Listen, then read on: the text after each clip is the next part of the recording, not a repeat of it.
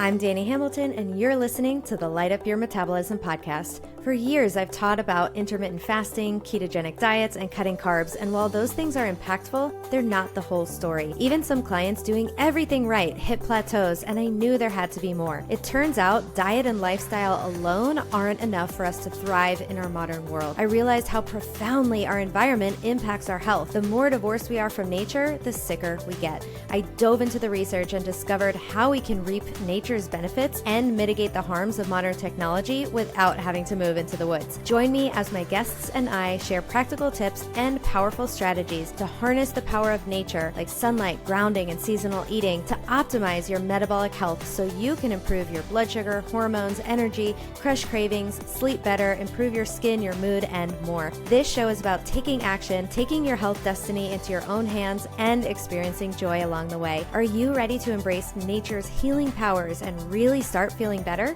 Let's do it.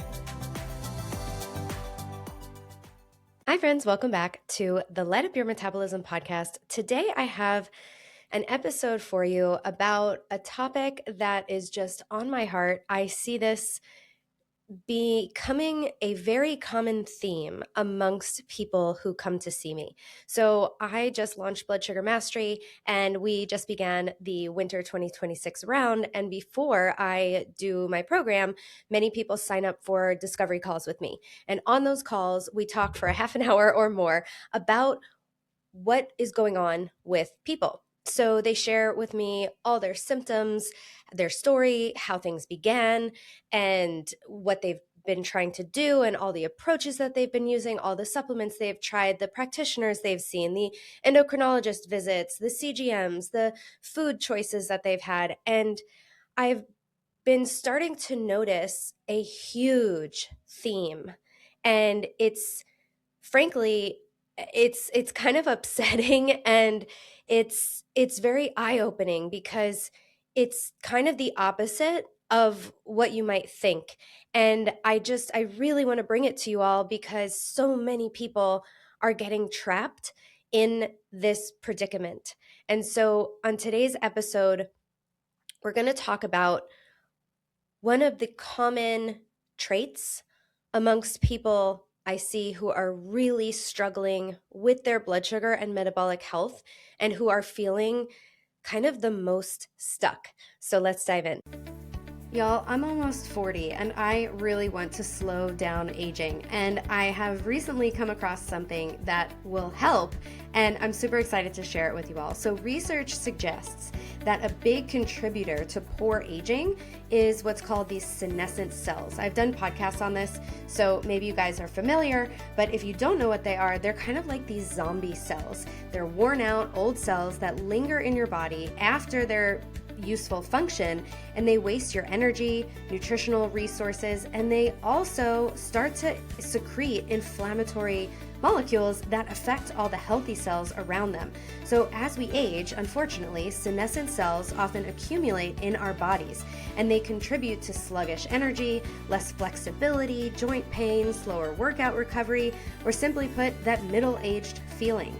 But in the last 10 years, research has identified these specific ingredients that come from plants which can actually help our bodies naturally eliminate these senescent cells, and these ingredients are called senolytics. So the easiest way to get complete senolytic support is this formula I love called Qualia Senolytic.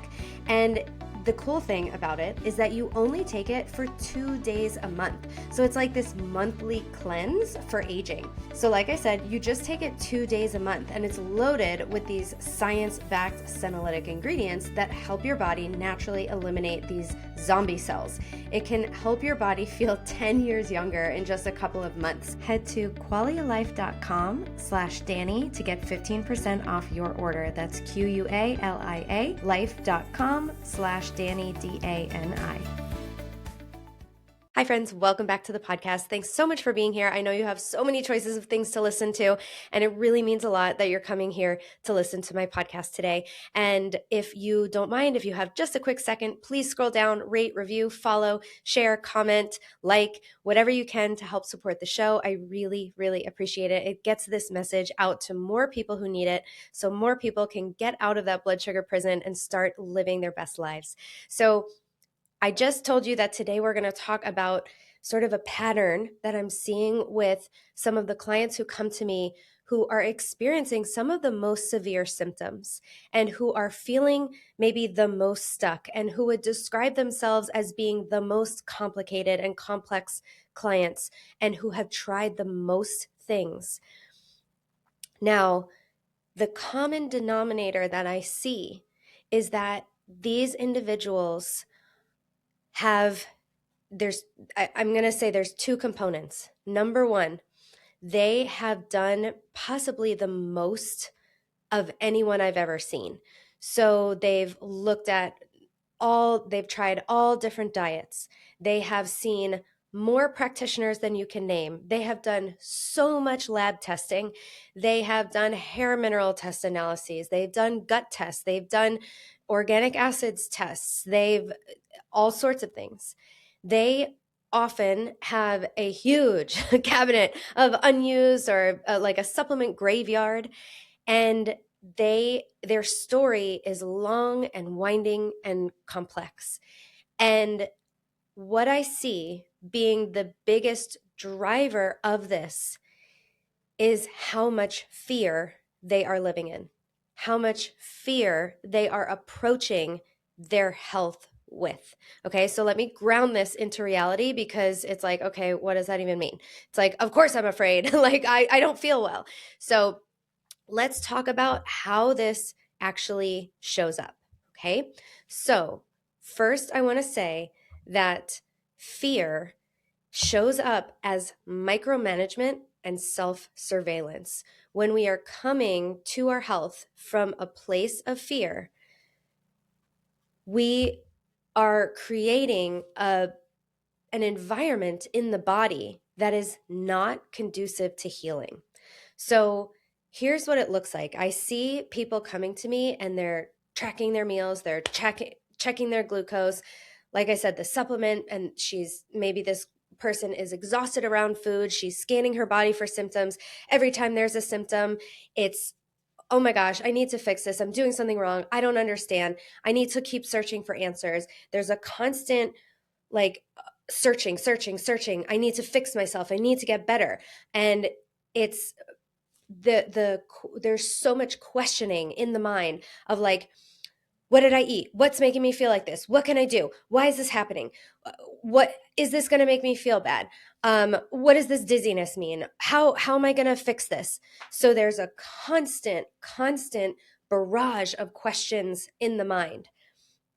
And I understand that when you have so many symptoms, when your blood sugar is crashing all the time, or every single time you look at your CGM, your blood sugar is high and your doctor just told you to get it down and they scared you and all these things, I understand why people are in the predicament that they're in. But I'm proposing that until we take the body out of a fear state and put it into a state of love, no diet, no protocol, no approach will work, because your body is not going to heal in a constant state of surveillance, in a constant state of it's not safe here, in a constant state of there is something wrong with me. I am broken. This is not normal. So I want to remind you that from a scientific perspective, our mitochondria they're called sentient sentinels. And basically they are scanning our internal and external environment for signs of threat. We know that thoughts create emotions, and emotions have a frequency. They have an energy. We can sit here and think about a really juicy lemon and we think, oh, it's cold. I just took it out of the fridge. I'm cutting it. All the juice is spraying out. I'm smelling the citrus. And then we pick up that lemon and we take a bite of it. When we think about that, our body creates saliva. Did anyone's mouth start watering? So if you really let yourself think that, your mouth will start watering. Mine did, even just saying it. So my thought created a physical body response. So and another thing I want to say is that we all know that having a very stressful day, for example, can often cause people to get a physical symptom like a headache, a stomach ache. Maybe we lose our appetite. So I remember specifically, I was in a really bad relationship, and I sat down at my desk, and I distinctly remember this. This was in like 2010.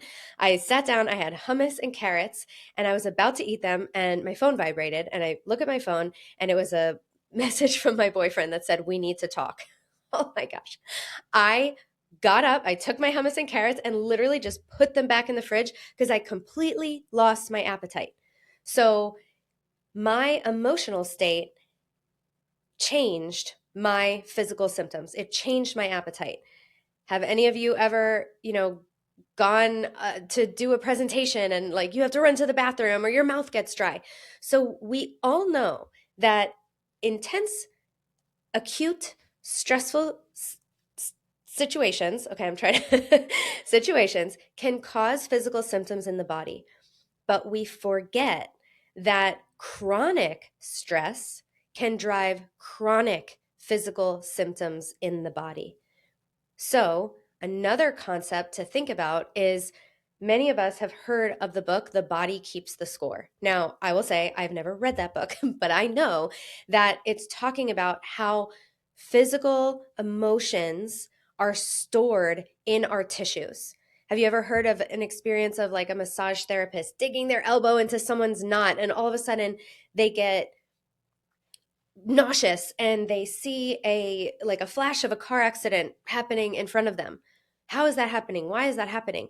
Because that emotion is literally, it is frequency. It is trapped in that person's tissues and then gets released. So we know that science has shown us that the body keeps the score, that emotions are stored physically in our bodies. That's why a lot of people are doing somatic therapies, because it helps to release some of those stuck emotions in the physical body.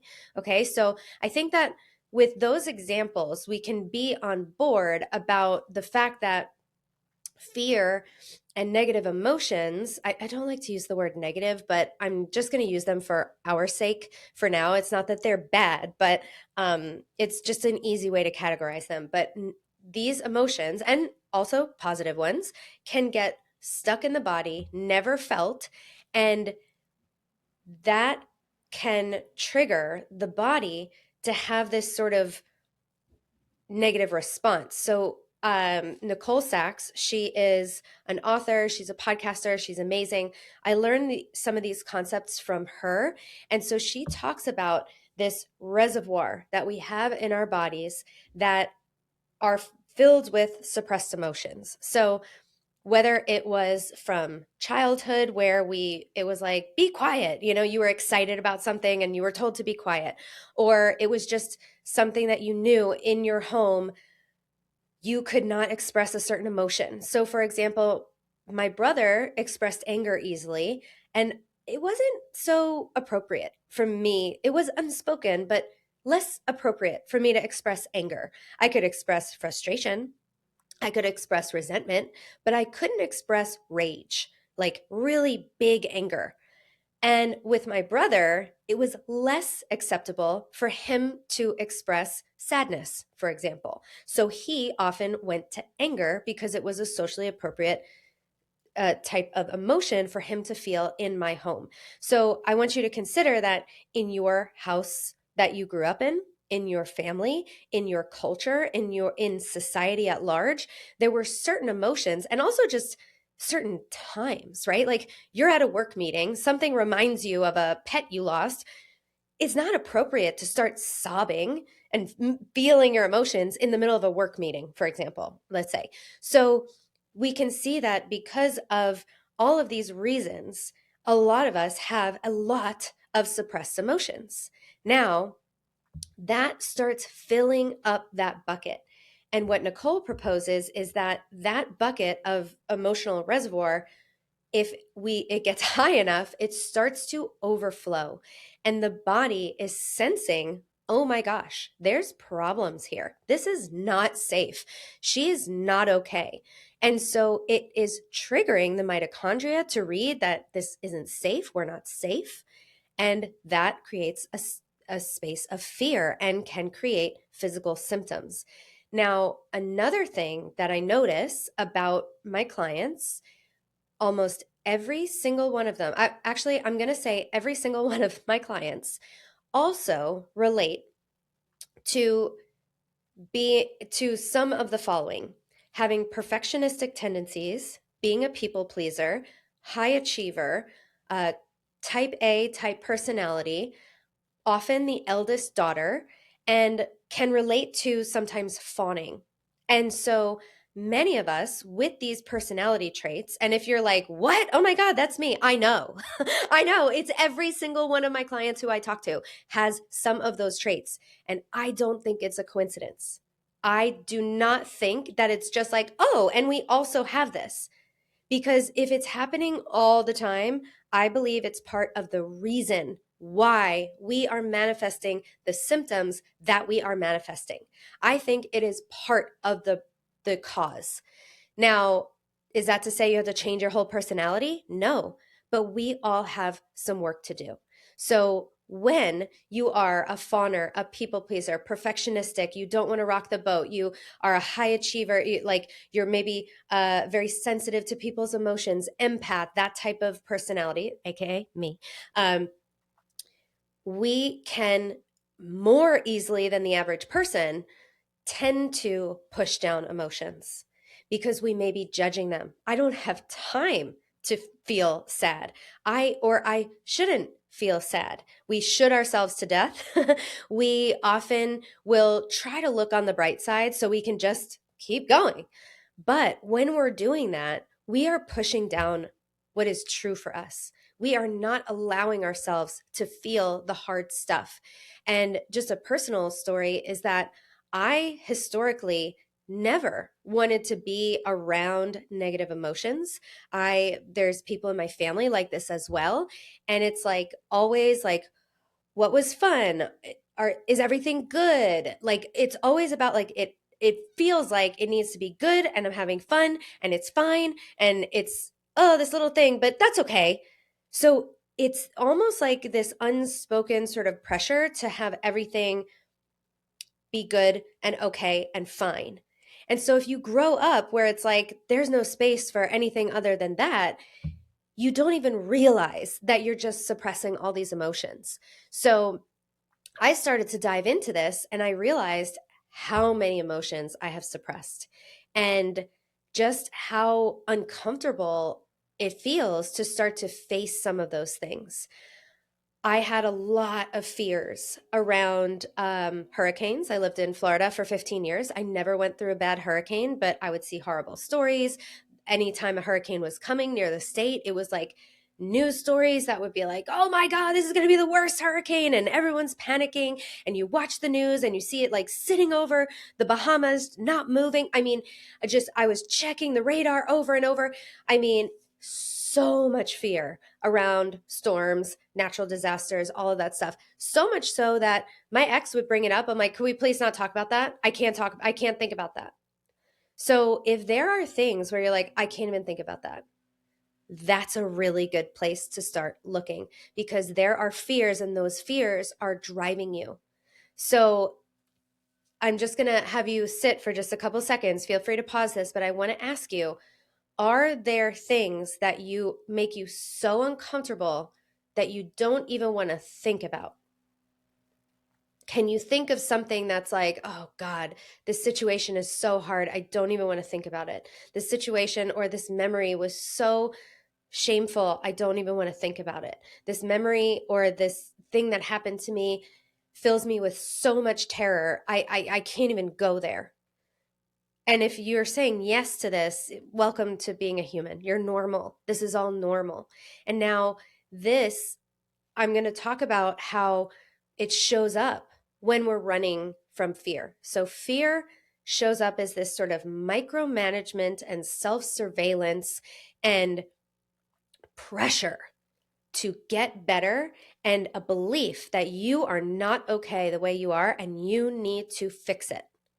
So fear becomes almost like a strategy. It becomes, we have these like fear glasses on, and everything is wrong. Nothing is maybe good enough. Nothing is right.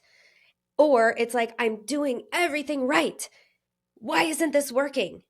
And so there's still fear in that, because you're like, this is right. Right and wrong, there's no right and wrong when it comes to nutrition and healing our body.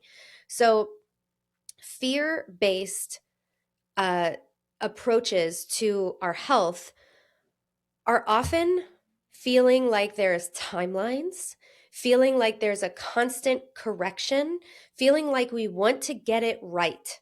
So I mentioned that because a lot of my clients, like I talked about in the beginning, the ones who are struggling, it's like, I need to get this right. Well, I'm eating this diet and I know how to eat, and this is right. There's often over intervention. So it's like, I'm doing this and this and this and this and this, and they're piling up more and more and more and more and more. And there's an urgency if something isn't right. So you see the blood sugar dropping or you see it high, there's instant frustration.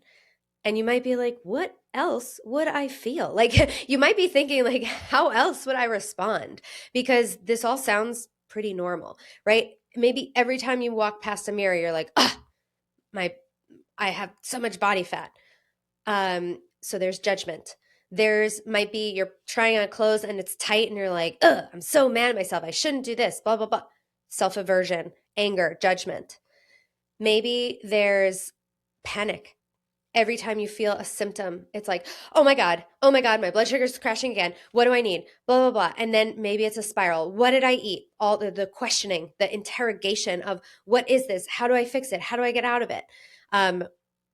I need to stay ahead of this. My blood sugar can't do this. This is bad if my blood sugar does this. So there's angst, anxiety in the background, fear, right? So the fear space that's happening, it looks a lot like we're over controlling. We are micromanaging. There's anxiety, we're rushing, there's impatience, there's frustration, there's annoyance with our own body, and perhaps the belief that our body is turning on us, that our body hates us. I'm using my own words here, by the way. These are things that I have said about myself. So what I am proposing is that we, in order to heal, need to come from a place of love. That, you know how they say you can't heal a body you hate. Well, it's not only hate, but you can't heal a body you fear and be in a state of fear. So I just want to acknowledge how hard this can feel to even hear when you are struggling the amount you're struggling. Oh, I have to mention one more thing about the fear. That a lot of times, some of the most fear, the clients that I get who have the most palpable fear that is so predominant are the people who have started to dive down certain rabbit holes.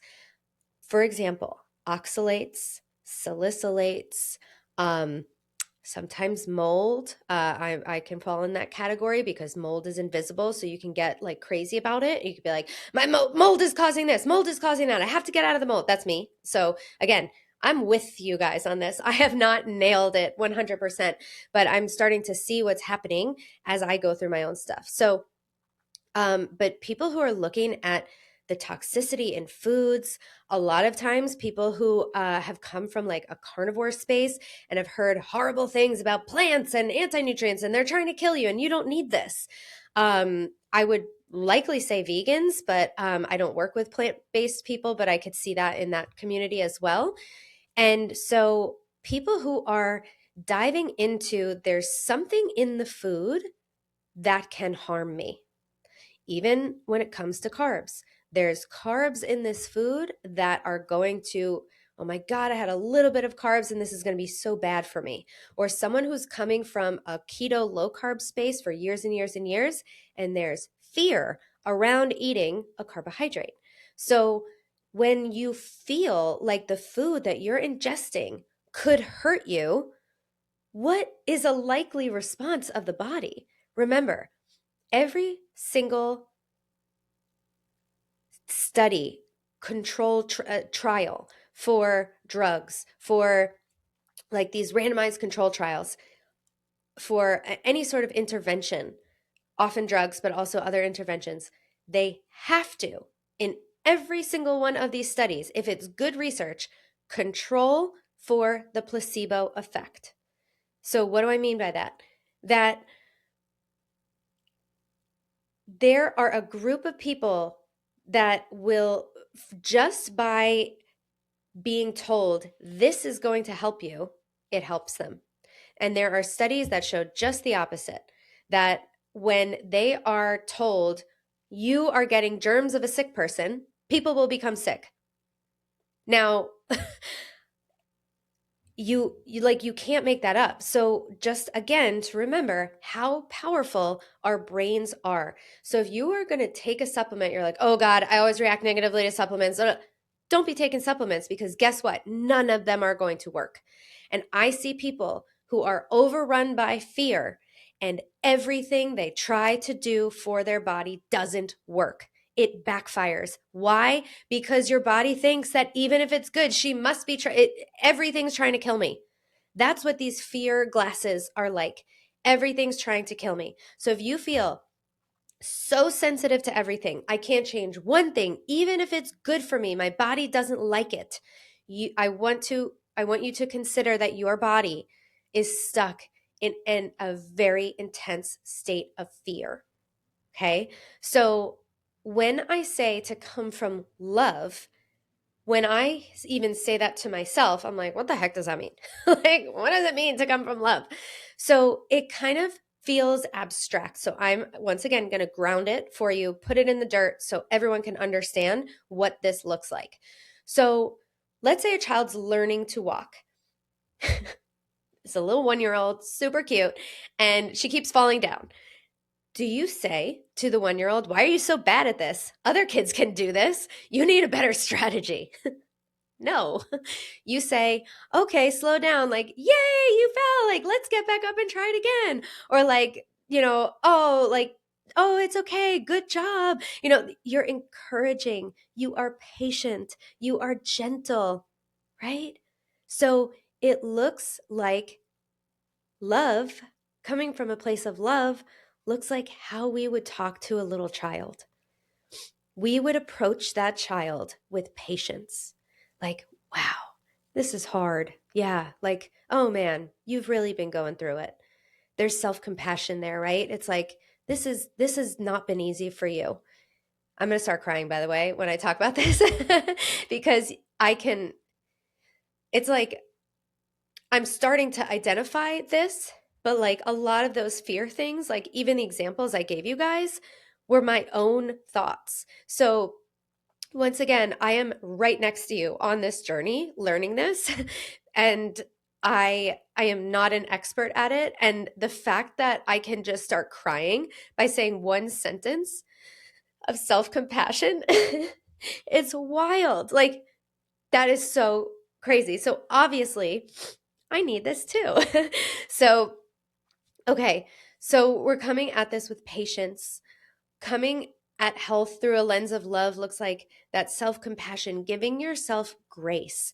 Like, that was not grace. That was frustration. Did you hear that? Because that's my default.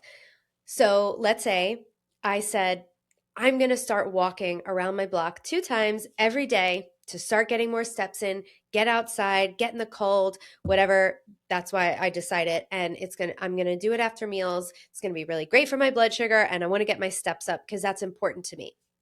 So let's say, and this is all based on true story, let's say a whole week goes by and you realize, oh my gosh, I have not gone for one walk. My default is to be like, what's wrong with you? Like, you should be walking. You're a blood sugar specialist. You tell people to do this. You're a hypocrite. Why aren't you walking? You don't even have time to fit this in.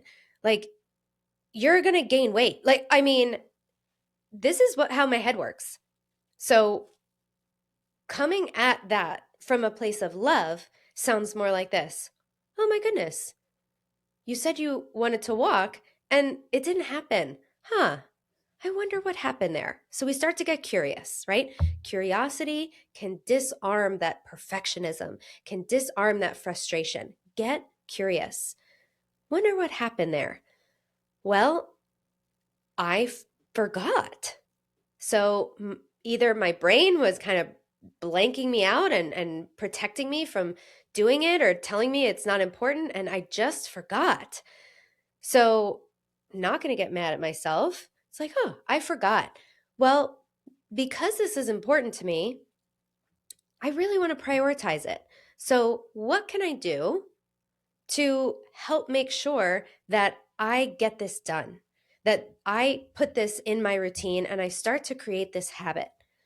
So maybe it looks like putting your walking shoes next to your front door, or it looks like getting an accountability partner, or it looks like telling your friend, do you want to go for a walk with me? Or I want to start walking every single day for 10 to 15 minutes, and I'm going to text you every day when I've done my walk. Okay, so that's how it can look for some sort of a strategy that we're wanting to implement. So that can affect, there's some people who struggle with staying consistent.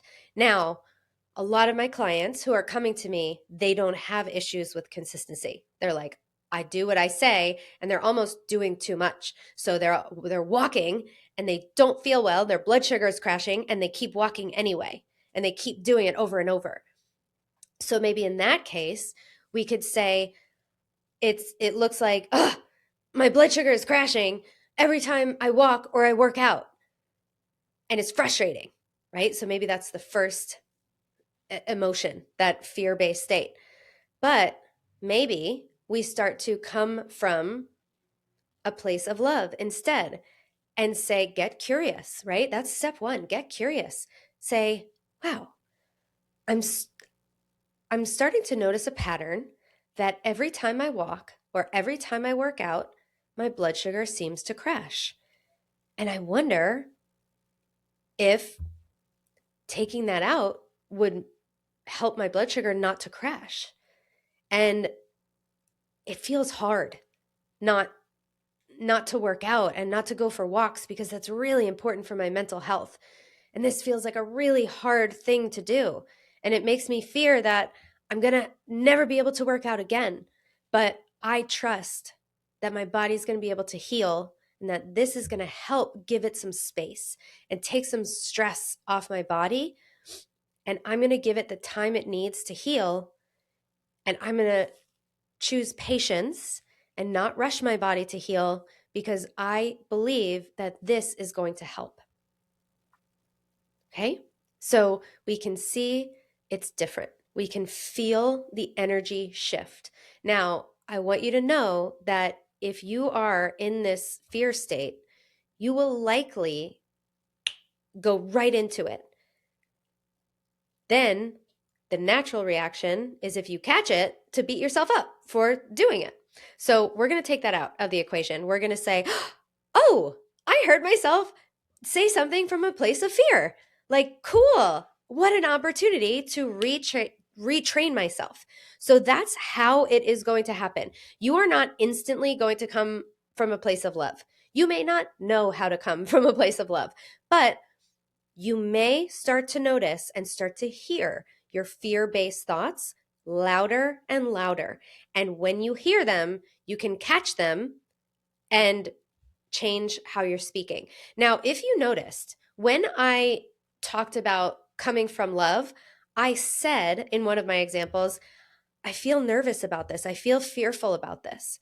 So I'm not trying to bypass the fact that I have fear. I'm trying to be with myself with the fear. I'm not trying to be mean to myself to make myself do something. You should be able to walk. Come on, what's wrong with you? That's different. So when we're coming from a place of love, we are holding all of the emotions, but we're talking to ourselves like we're talking to our inner child. I want you to consider that when you're experiencing a big emotion, like, oh my God, my blood sugar is crashing, and it's like, okay, I'm seeing that I'm feeling really fearful about this. And so we can bring patience to the situation instead of feeling that urgency. We can, instead of criticizing ourselves like, ugh, like you're like, this always happens to you, we can be like, oh, yeah, this is happening a lot and this feels hard. Right? So it's not ignoring the fact that this is real. So we want to feel our feelings, but not have the fear and intensity and urgency driving how we care for ourselves and how we talk to ourselves. Okay. So for example, fear says, I need to eat right now or I'm going to crash. And love would say, okay, I need to eat. I feel my body having a symptom. It feels like so much anxiety in my body. And I am safe. I'm going to get something to eat. And I just want to remind my body that I am safe. This feels hard to deal with, but I'm here. I'm going to be okay. I am safe. Okay. So we're holding the emotion. It's almost like our inner child is experiencing the emotion and we're just being with her. We're just sitting with her. Okay. So fear says, I look at my CGM and I see a big spike and it's like, oh, I did something wrong. I keep spiking my blood sugar. And love would say, my blood sugar spiked again. Okay. This is information. What did I do? What did I eat that spiked my blood sugar? What can I do about this? Like, oh, it feels like I did something wrong. Like I feel like I'm getting in trouble. This reminds me of when I was a kid. Feels like I'm doing something wrong. I'm feeling not good enough right now. And you can hold space for that emotion and bring love to the situation, bring the self-compassion, not wash it out and be like, this is fine. Like, do you hear the difference of what I'm saying? So fear, another example, fear says, I should be further along right now. Look at everybody improving and I'm not. And love says, I'm learning more and more about my body every day. And it can feel hard to feel like I'm behind, but I trust that my body will heal on its own timeline. I trust that my body will heal on its own timeline. Okay.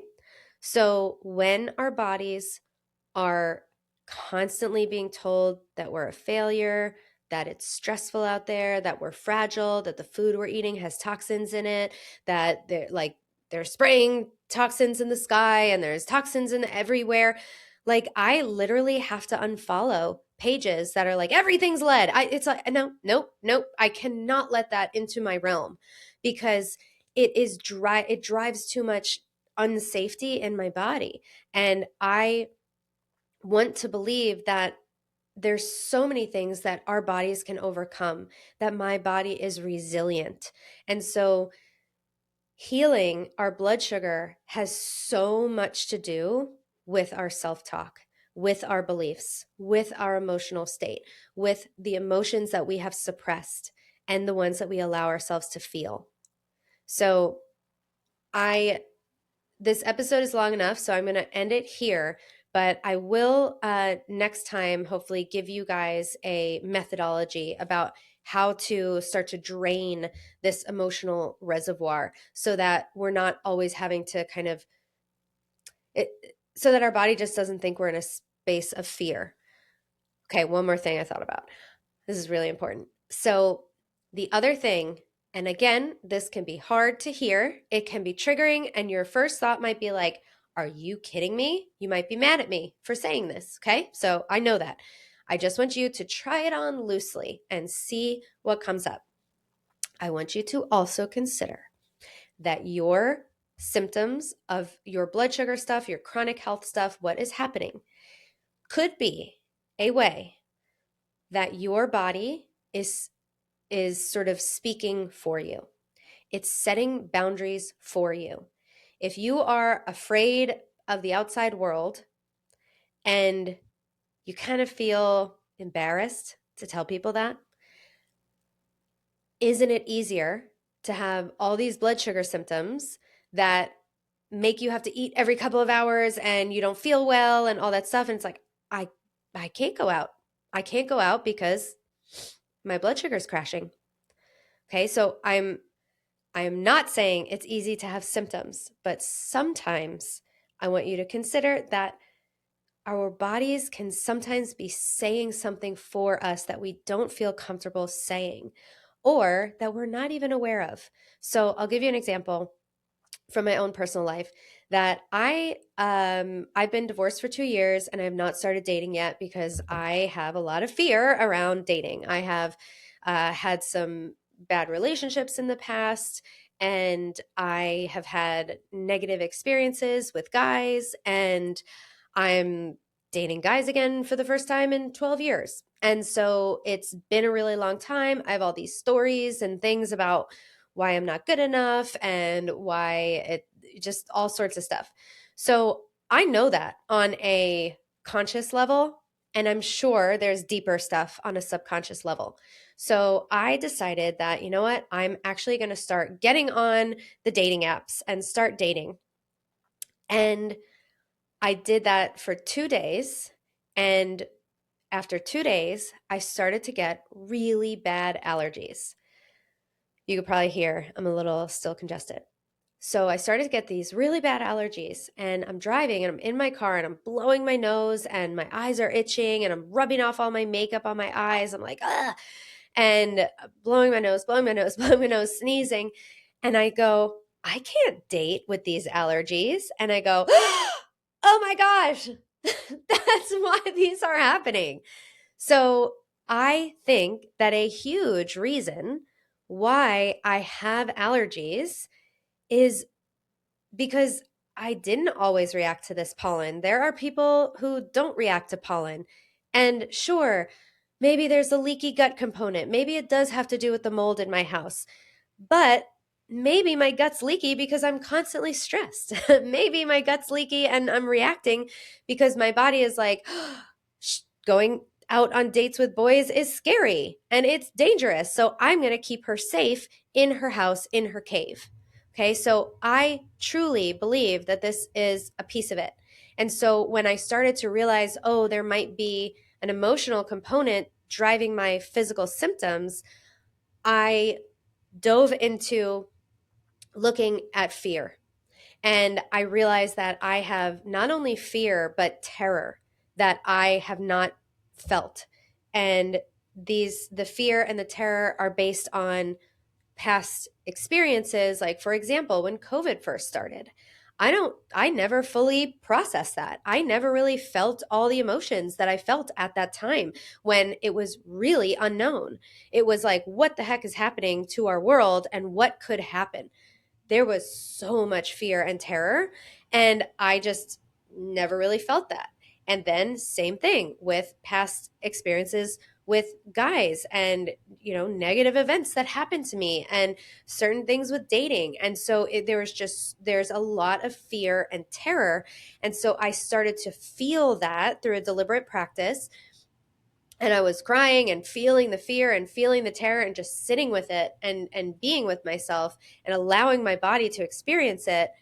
And since I had that specific session of just feeling my feelings, my allergies have gone from like a 10 to like a 3 or 4. So huge, huge change. And it's not aligned with the pollen counts. So I'm looking at the pollen counts. I'm like, oh, the pollen was like 1,000 today and I didn't feel it. And then it was like, okay, 200. And I'm like, oh, I'm starting to feel it more. So all this to say that there's so much that goes beyond what we're eating, what our light environment is. This is a big, big piece. I've added this content into blood sugar mastery. This is what we talk about. We go so deep on our coaching calls, and it's been really amazing to see people unlocking health and unlocking these, like having these aha moments like, oh my gosh, I am so hard on myself. I am so fearful of everything, and how that knowledge can start to really shift things. So I hope you enjoyed this episode. Let me know what you think. Let me know if it resonated. I will see you next week for another episode. Bye.